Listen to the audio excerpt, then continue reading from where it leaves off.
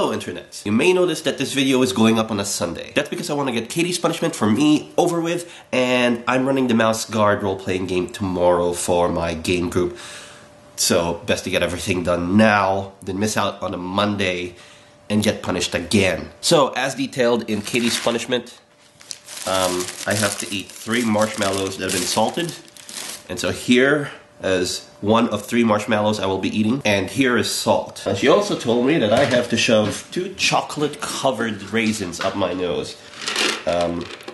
So while it's really interesting to watch me actually do this, and you've got to admit it's pretty interesting watching me shove 2 of these up my nose and eat 3 salted marshmallows, I don't find that terribly interesting by myself. So I'm gonna talk about East Timor for a bit. Alright, well we're talking about East Timor, which is like the only Asian country that actually has Portuguese as an official language, although the vast majority of East Timorese speak a language called Tagalog. And it is the only other country in Asia that is predominantly Roman Catholic. The other one is the Philippines. Alright, so East Timor, for those who don't know it, is composed of the eastern half of Timor, you know, and several of the outlying islands. Their neighbors to the west of them is Indonesia, and their neighbors to the south are us, Australia. So East Timor was pretty much doing its own thing until colonization by the Portuguese in 1769, and they settled what is now the capital, which is Dili. Now the Dutch had colonized the western half of Timor, the Portuguese had colonized the eastern half of Timor, and the border between them, which was defined by the Hague Treaty in 1914, is now the actual official border between Indonesia and East Timor. Alright, I'm trying to hurry up the description because I can't breathe with me, so give me a second. Salted for your eating pleasure.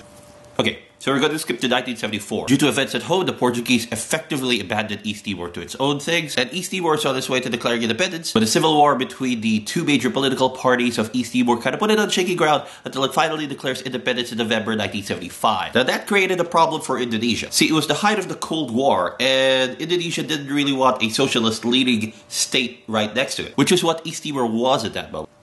So being worried about its neighbor, Indonesia did what seemed like a really sensible decision at the time. They launched a full-scale invasion of East Timor. That wasn't good. Most observers are of the opinion that the occupation was marked by violence. An independent commission addressing all of the stuff that happened in Timor during the Indonesian occupation estimated that there had been over 100,000 conflict-related deaths. Following the shooting of pro-independence demonstrators in 1991, international support for an independent East Timor group, especially among communities in Portugal, the United States, and its giant neighbor to the south, Australia. Now, after the president of Indonesia, Suharto, resigned, there was a UN-sponsored referendum in 1999, which resulted in a clear vote for the independence of East Timor. That didn't go too well with the Timorese guerrilla unit that wanted to keep it under Indonesia. And so the resulting violence kind of forced Australia to intervene. That happened in October 1999, and subsequently, they handed administration over to the UN in 2000. So East Timor formally declared independence on May 20, 2002, which is exactly 10 years today. And the country's first president, Gino was sworn in September of that year. East Timor formally joined the United Nations.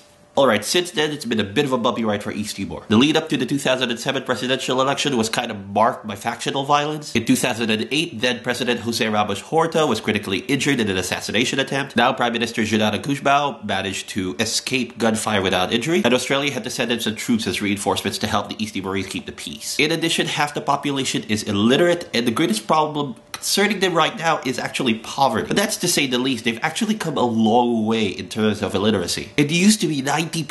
So far, East Timor has been a hardy young nation, and they've shown the international community that they're dedicated to kind of moving forward and progressing and being prosperous. Awesome them. But it doesn't mean they don't need our help. They need our help. They're still in a bumpy ride, and there's still a long way to go. But the fact that they're progressing is good. The UN troops that were called in to help keep the peace, well, their missions end pretty much now. And a new president has been sworn in. It hasn't gone ridiculously rowdy. So the progress right now is good. And I think that's a really good thing for their 10th birthday. So happy birthday, East Timor, and all the best to you. And I apologize for the chocolate-covered raisins up my nose. Oh yeah, as part of the punishment, I have to eat these. One then. I have to flush my nose after these. The other one. Ah, challenge completed.